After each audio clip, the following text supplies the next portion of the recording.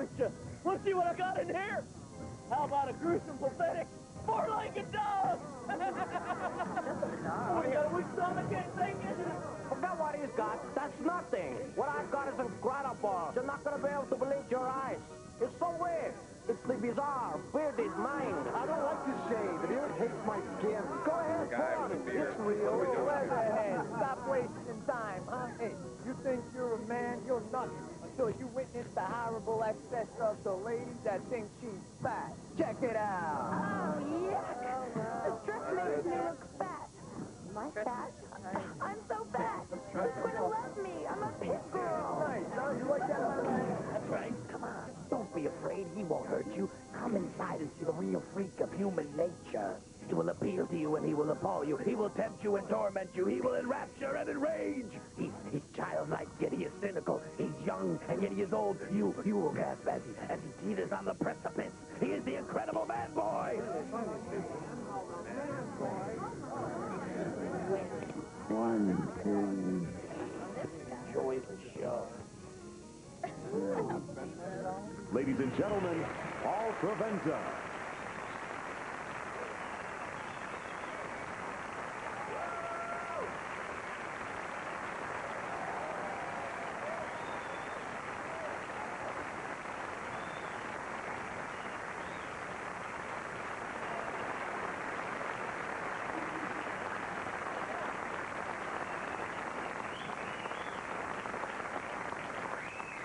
Do you find me repulsive?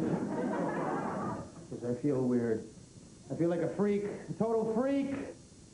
I just turned 30 about 2.5 years ago. Okay, it wasn't easy. I feel young, but, you know, everybody says 30, that's young, that's young. You feel real good. So you realize you're getting sick on less than one full column of Oreos.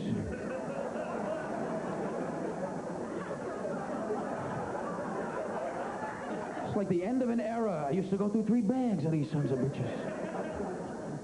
When do you lose that enzyme where you could digest anything? When does that happen? Mike, I think of the stuff I used to eat when I was in college. I'm surprised my arteries didn't just get right out of my body. What the hell are you doing? Who's living here? I ate anything. Raw cookie batter. Ate it and enjoyed it. I don't even mean the stuff you add water to. I'm talking the bathtub caulking and the plastic sausage tube. Oh, I'd start out with good intentions. Preheat oven to 450 degrees. Yeah, right. The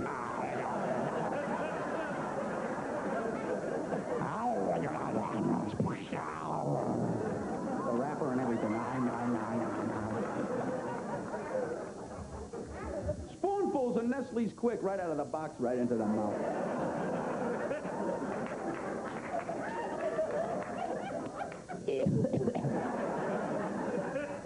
Maybe a swig of milk. You mix it up right in there.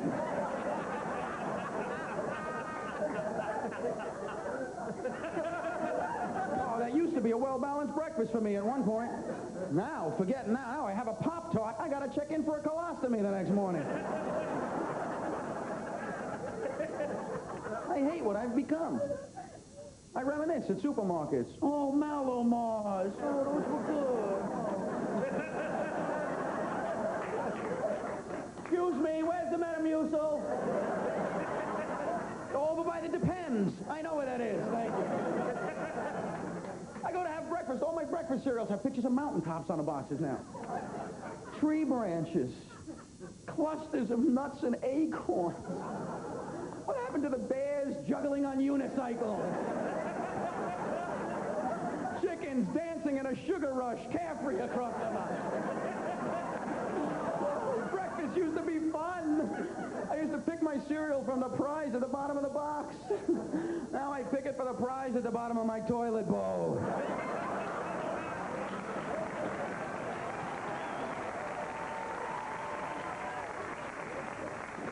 God, I hate what I've become.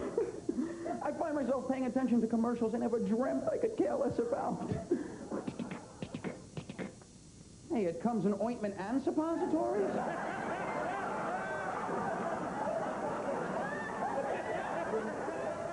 It's a bad sign when you use the word salve in any conversation.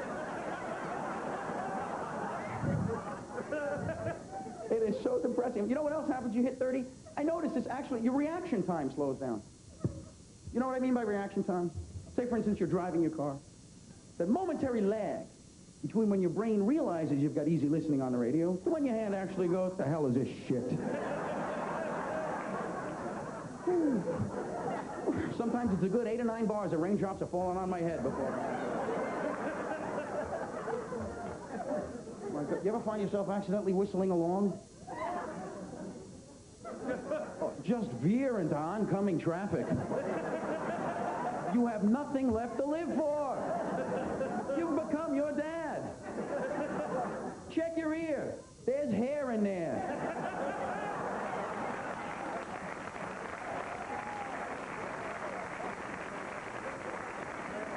The only way that crap sounds good, through the hair filter.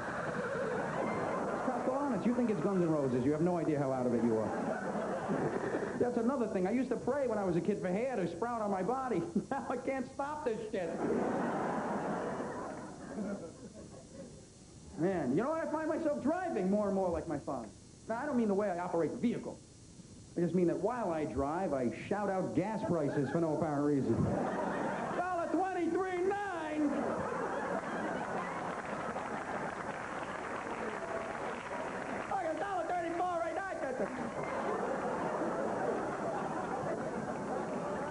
My God, how I've changed. I can't believe it. I save bags. That sucks. I got 14,000 paper bags between the refrigerator and the countertop.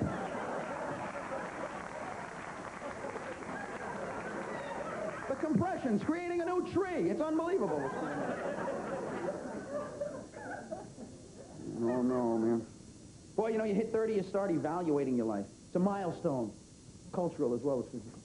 You stop and you think, what have I accomplished with my life? 30 years on this planet. What a fruitless exercise this is. Because anybody who ever achieved anything truly great did it when they were young, when they were too young and stupid and naive to know they couldn't do it, so they just did. The older you get, the slimmer the chances. Fact of life. Albert Einstein, 23 years old, he figured out the theory of relativity. Screwed up the curve for the rest of us. 23, he figured out the theory of relativity. But Glenn, I'm 32, I haven't even figured out all my relatives yet. Are you my first cousin twice removed? Or my second cousin once removed? Or that cousin who once had a thing removed twice? Because it looks good, if I can. I swear.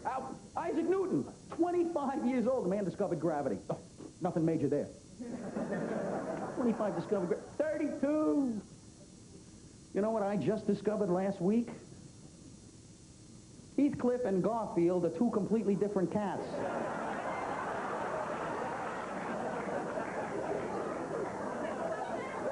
I was shocked.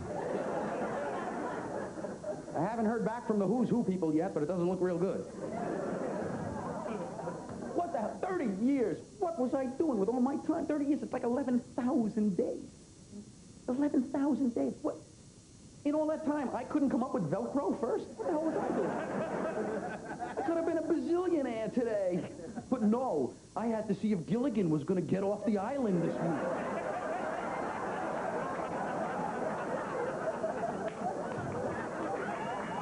Man, this is a tough time. A rough one. And very tough being single at this age. That's when you really feel like a freak, boy. Because, you know, women around the age of 30, that biological clock thing happening there. You can hear it ticking in a quiet restaurant sometimes, folks. Oh, the shrimp here are fabulous. I recommend them. Look out! She's gonna blow!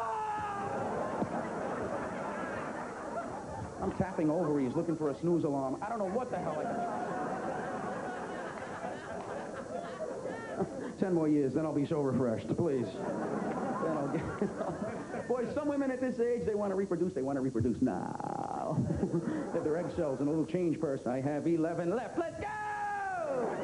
Until their priorities change. These women, you can find them stranded in the desert. They're like, seaman, seaman.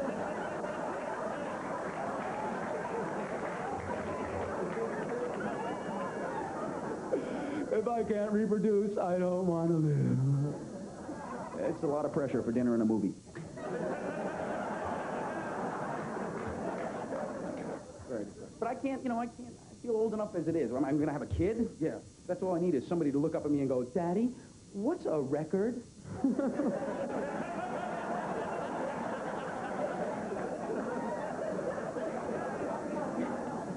So I thought to myself, if I don't want to have kids and women around this age have that particular yearning, I'll date younger women. Then I won't have that kind of pressure, and I can go along my self-centered and inconsiderate way.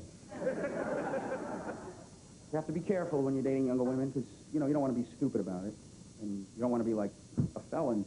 So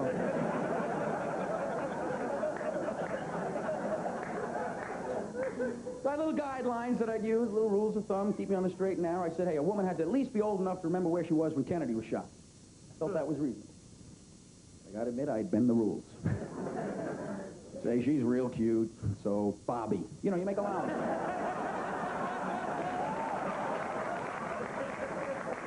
You get that 5-year margin of error built right in. It's a great system. You might want to... Don't accept George Kennedy in airport. That's a whole thing. That doesn't work. That's a major cheat. That won't work. And you got to draw the line if she goes, oh, wasn't he the one that drove his car into, like, the chapstick or something?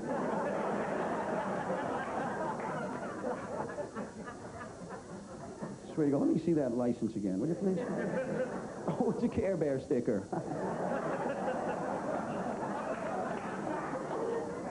Sorry. But I am, however, beginning to make the commitment to actually make a commitment. I started living with a woman, and that was rough, very rough at first, but we're starting to get our periods at around the same time now.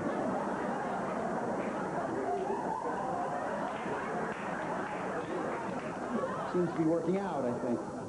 I feel so weird. I'm the last of my friends left unmarried. Not easy. One of my best friends just got married. It's the most depressing thing in the world. You call him up, you say, what do you say? We hang out, have a few beers. What do you say? Come on. All of a sudden, no, why not come over to our place for some cake and coffee?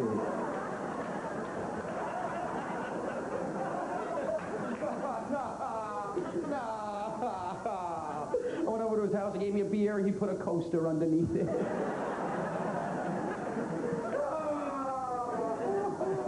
Oh, my God. As I'm talking to him, his pants are riding up on his body. I'm watching it happen. Come on, finish that beer. Big sale on patio furniture down at Sears.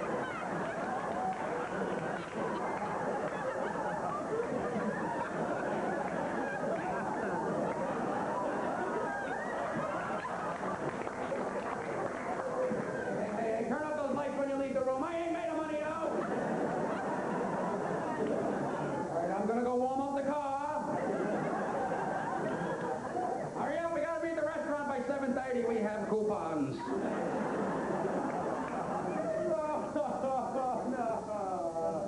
It's so scary. I don't know if you change first and then you get married, or if you get married and change. I don't know. I think it's the gifts you get. There are wedding gifts, regardless of who the person is. They tell you this is a good gift for a wedding. What is that all about? I go to buy a gift, the woman goes, oh, it's a wedding. I have a lovely Lalique cut crystal serving tray. I go, that'll look great with his helmets of the NFL drinking glasses. Everybody's getting married. I feel like a freak. I feel like the odd man out. Boy, everybody around, I had to break up with a girlfriend of mine because everybody around us was getting married, having kids. She started to get that little gleam in her eye. Like Damien.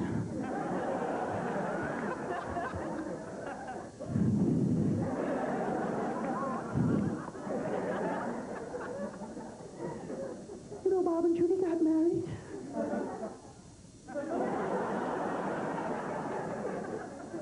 Well, they've never been happy. Yeah.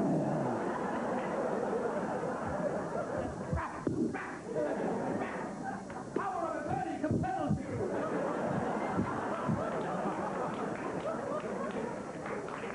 Boy, finally I told her, if you were going to get married, I wouldn't have to get you a diamond. I could just get you a piece of coal. Because the intense pressure of this relationship alone.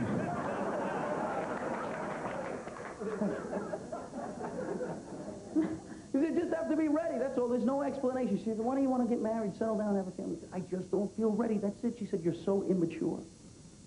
I said, I am not.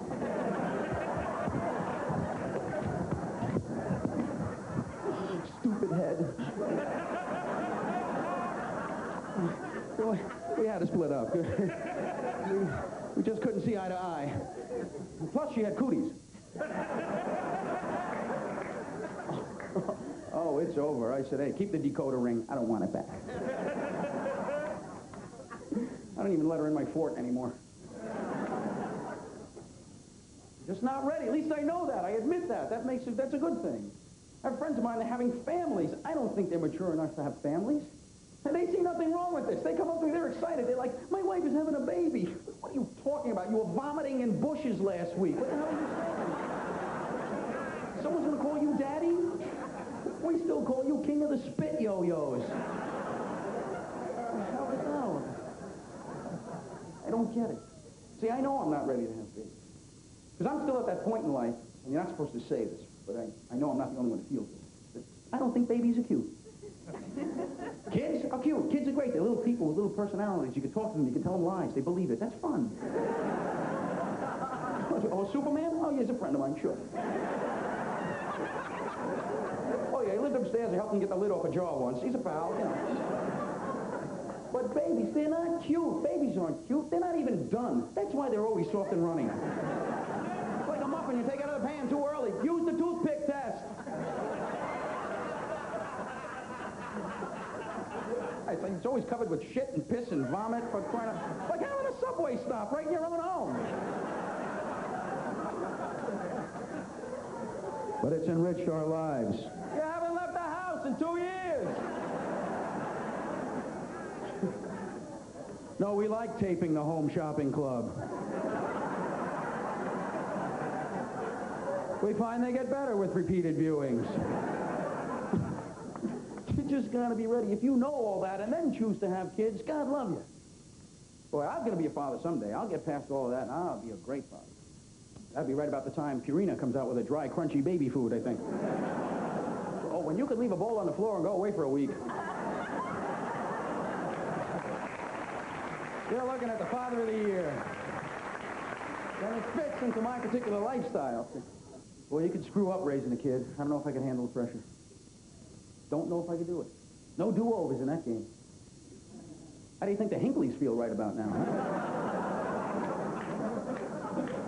Pretty sure there's a few arguments in that household. Oh, he wanted the box of 164 crayons, but no, save it down, you know.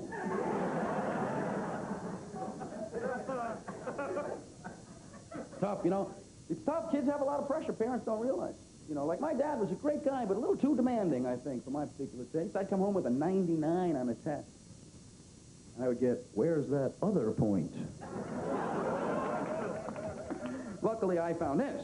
You know, I try that with my kid and be on the end of this heroin needle, Dad. Happy now.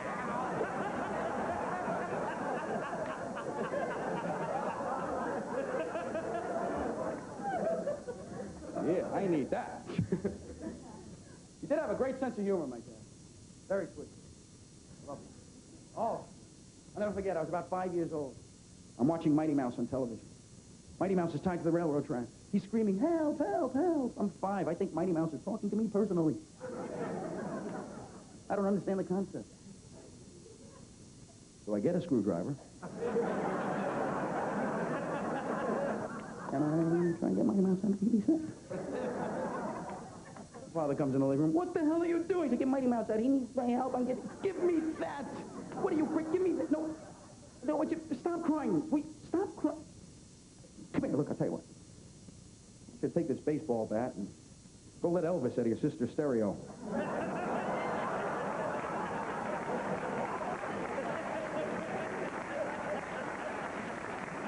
Well, can't you hear him screaming? He hates that clam bake. Oh, let him out.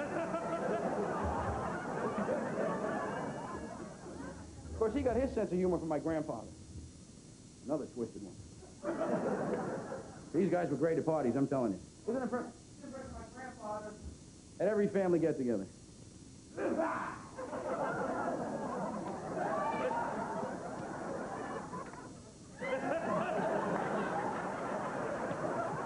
Hey, Paulie boy, how you doing, Paulie boy, huh? How you doing? You finish everything on your plate? That's good, Paulie boy. Hey, Grandpa gonna make a bunny rabbit for you. Yeah, you like it when Grandpa make a bunny rabbit, huh? It's sure to make a bunny rabbit. Make a bunny down for the kids. Funny boy, how old are you now, huh? 13. You're a bigger boy, my goodness. 13, huh?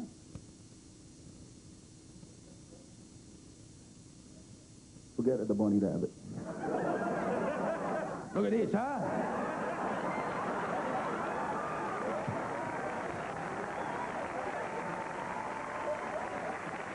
I just make a bunny rabbit for the kids, nothing, don't worry. Just the bunny rabbit. Hey, here's your grandmother.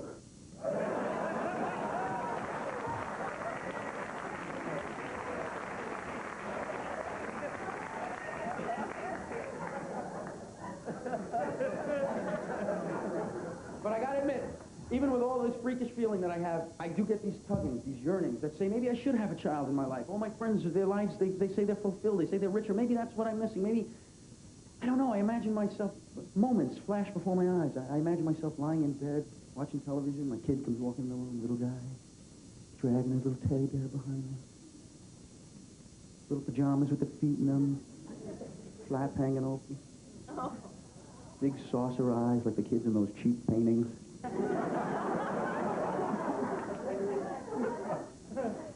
He's afraid to sleep alone in his room at night. How could you not? You get down there, you look him in the eye, you go, don't you worry, you won't be alone. The boogeyman's in there!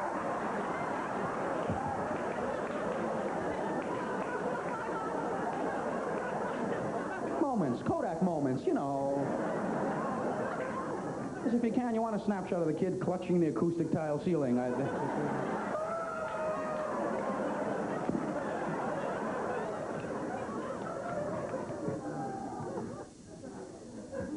Just can't handle it. It's too much to learn to become a parent. Way too much to learn.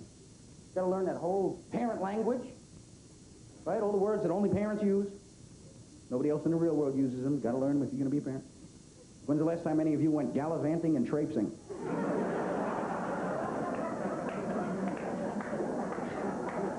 You ever just pick up a phone? Andy, want a gallivant? You know, I just got a new pair of traipsing shoes. I'm so glad you called. I have no idea what that was. I just knew they'd yell at me for it. That's all I know. They used to yell at us for everything we wanted to do as kids. I'm not done living that life yet. Yelled at us for everything. Simple little pleasures that never bothered anybody. They would yell at us for. And you realize that now that we're adults, we can do those things whenever the hell we want. How come we have no desire to do them anymore? What does that tell you about human nature, huh? What are we waiting for? We all have a little void somewhere within ourselves. Maybe that's it. Let's reach back, grab on to those simple pleasures. We have nothing to lose and nobody can stop us. What do you say? You with me on this? Yeah. Yeah. Come on, are you with me on this? Yeah. Then come on. Damn it, let's run with scissors. Come on.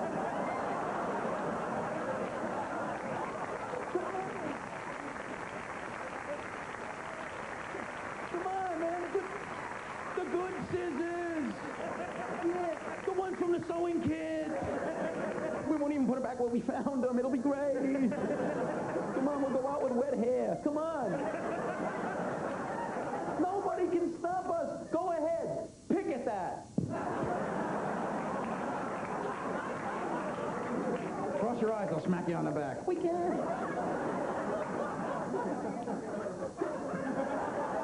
You and me, we'll go to a restaurant and fill up on bread.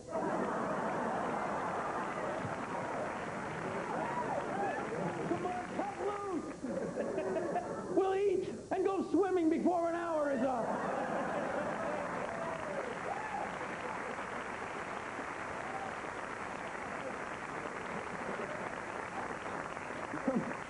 But, you know, to an 8-year-old, I'm like a party animal. But I don't know if I could be his father. Because those moments when I'd hear myself say one of those dad things, not going to be healthy for a child to see. Sitting on the couch, watching television, that would slip out. I'd just go, ah, you kids today.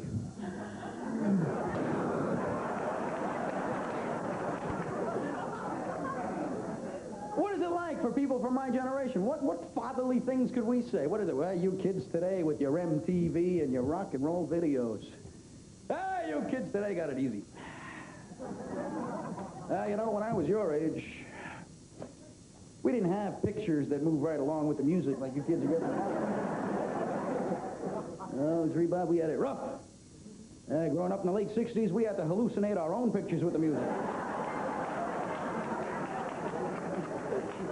My poor kids would be like, oh, great. Dad's going to show us the lava lamp again.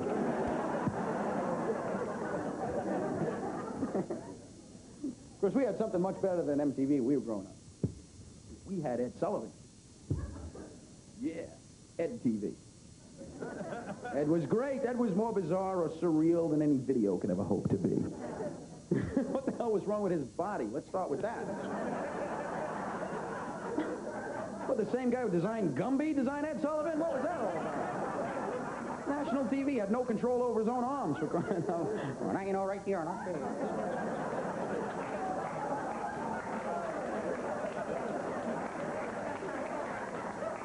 I know right here, right now. We're going to bring out the fabulous Beatles. You guys have been great. Thank you. Good night.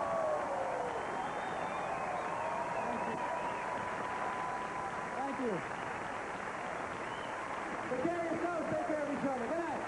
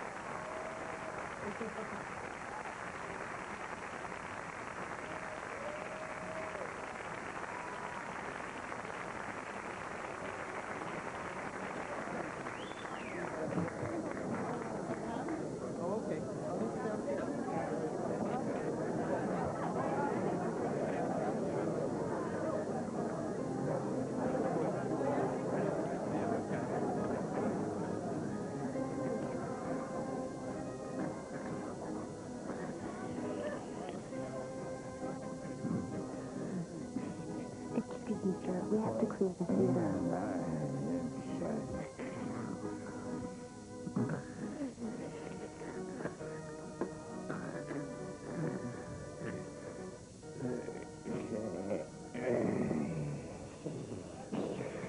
That guy really has problems.